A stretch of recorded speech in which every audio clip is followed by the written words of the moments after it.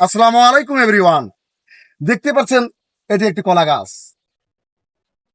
এই কলা গাছ থেকে আমরা গাত্রা সংগ্রহ করতে পারি। গাত্রা বলতে কলার থোর বা কলার কাণ্ডকে বোঝায়। এটি পুষ্টিগুণে সমৃদ্ধ এবং বহু স্বাস্থ্য উপকারিতা ভরপুর। বাংলার গ্রামীণ খাদ্য সংস্কৃতির একটি অংশ এবং বিভিন্ন ভেষজ গুণাবলীর জন্য আয়ুর্বেদিক চিকিৎসায় ব্যবহৃত হয়। এই যে দেখতে পাচ্ছেন এটি হলো গাত্রা।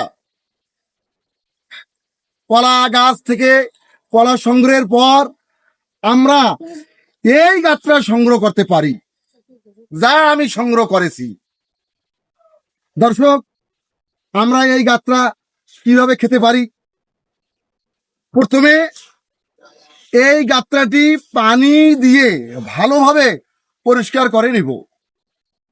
এরপর গাত্রাটিকে ছোট ছোট টুকরোয় কেটে নিতে হবে।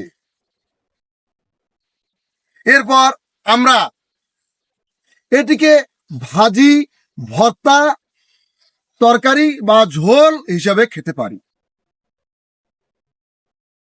কাঁচা গাত্রা ব্লেন্ড করে সেকে নিয়ে জুস বানানো হয়, যা বিশেষভাবে ডিটক্স ও কিডনি পাথর কমাতে সহায়ক।